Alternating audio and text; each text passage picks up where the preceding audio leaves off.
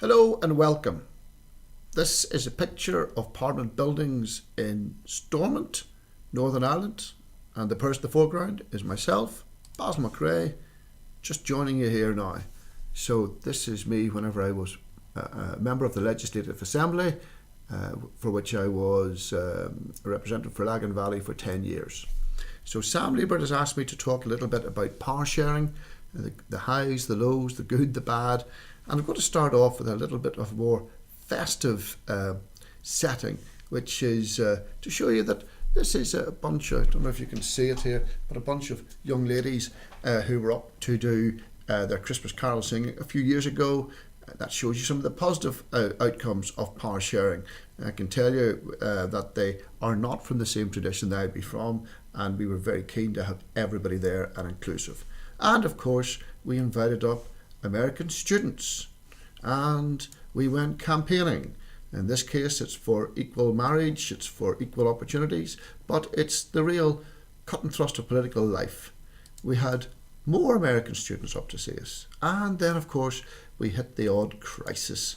And this is the most recent crisis. No, it's not actually, even that's not true. This was the crisis of last year, which was called the Fresh Start. Alistair MacDonald, leader of the SDLP, out to meet the assembled media to say why things weren't working. And we have a lot of crises, but actually maybe crises are better than nothing.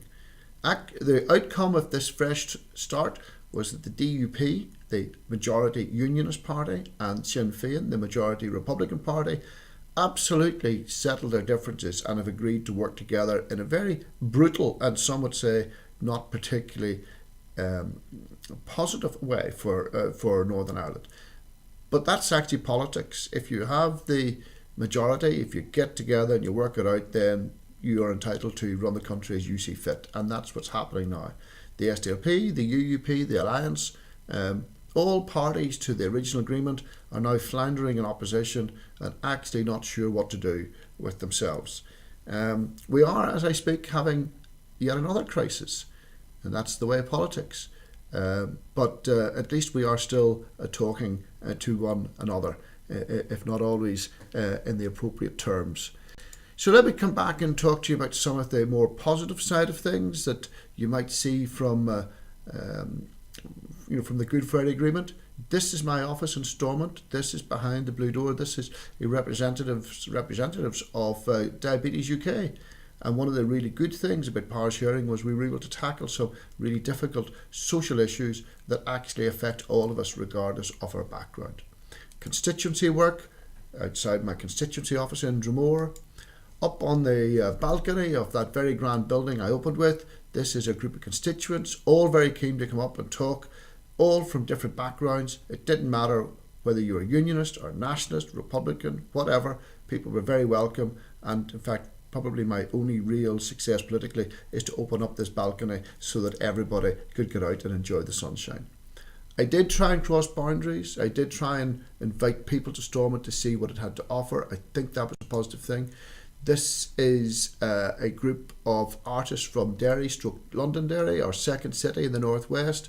Fantastic art from a mixed background, getting their art displayed in Parliament buildings for all to come and see, and very successful it was too.